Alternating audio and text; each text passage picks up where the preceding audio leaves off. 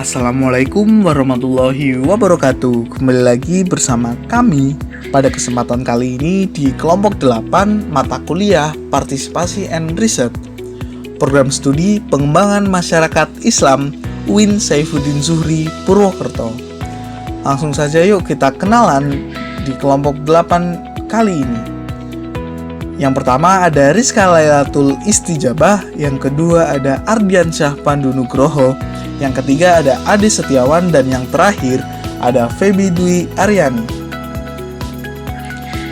Lalu selanjutnya kita akan membahas mengenai pohon masalah atau problem tree. Apa itu pohon masalah? Pohon masalah merupakan sebuah pendekatan atau metode yang digunakan untuk identifikasi penyebab suatu masalah. Analisis pohon masalah dilakukan dengan membentuk pola pikir yang lebih terstruktur mengenai komponen sebab akibat yang berkaitan dengan masalah yang telah diprioritaskan. Tujuan dari pohon masalah antara lain yang pertama itu untuk membantu tim kerja organisasi melakukan analisis secara rinci dalam mengeksplorasi penyebab munculnya permasalahan utama yang telah ditetapkan sebelumnya. Yang kedua, membantu tim kerja organisasi menganalisis pengaruh persoalan utama terhadap kinerja atau hasil atau dampak bagi organisasi atau stakeholder lainnya. Yang ketiga, membantu kelompok atau tim kerja organisasi mengilustrasikan hubungan antara masalah utama, penyebab masalah, dan dampak dari masalah utama dalam suatu gambar atau grafik. Dan yang terakhir, membantu kelompok atau tim kerja organisasi mencari solusi atas persoalan utama dengan melihat komponen sebab akibat dari suatu permasalahan. Oke, selanjutnya. Langkah-langkah dari pohon masalah itu sendiri itu dibagi menjadi beberapa langkah, ya, khususnya itu ada 4 langkah. Dari langkah-langkah tersebut, yang pertama itu terkait langkah menyusun prioritas. Nah, langkah ini adalah dengan menyusun prioritas di dalam pembuatan pohon masalah dan tujuan pemanfaatan prioritas yang disampaikan bisa melihat pada konsep dasar yang melandasi masalah itu muncul di dalam masyarakat. Nah, itulah penjelasan dari menyusun prioritas itu sendiri. Untuk yang kedua itu adalah langkah membuat draft.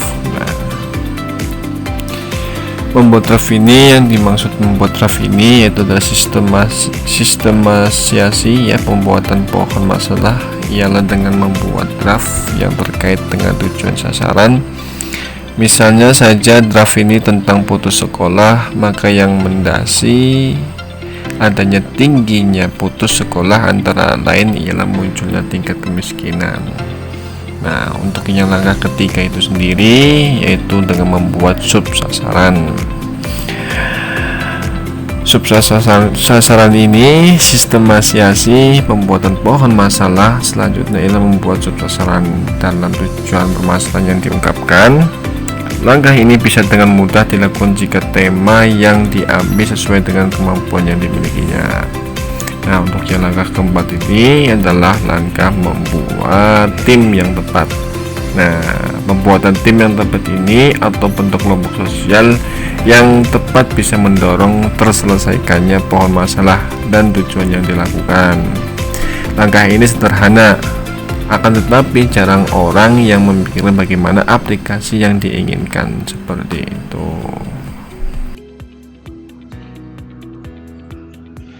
Kelebihan dari pohon masalah.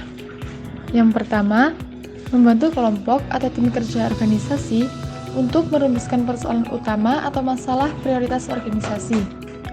Kemudian, membantu kelompok atau tim kerja organisasi dalam menganalisis secara rinci dalam mengeksplorasi penyebab munculnya persoalan dengan menggunakan metode 5 whys.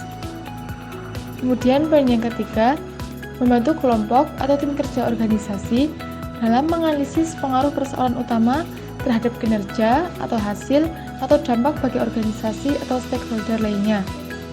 Kemudian, membantu kelompok atau tim kerja organisasi dalam mengilustrasikan hubungan antara masalah utama, penyebab masalah, dan dampak dari masalah utama dalam suatu gambar atau grafik. Yang terakhir, membantu kelompok atau tim kerja organisasi dalam mencari solusi atas persoalan utama yang ada. Selain itu, terdapat kekurangannya, yaitu membutuhkan waktu yang lama. Karena jika masalah yang terjadi semakin kompleks, akan lebih sulit dan lama dalam menentukan penyebab utama masalah. Kemudian, dapat terjadi overlap terutama ketika kriteria yang digunakan jumlahnya sangat banyak. Kemudian poin yang ketiga, setiap kriteria pengambilan keputusan dapat menghasilkan hasil keputusan yang berbeda. Dan yang terakhir, pengakumulasian jumlah error dari setiap tingkat dalam sebuah pohon keputusan yang besar.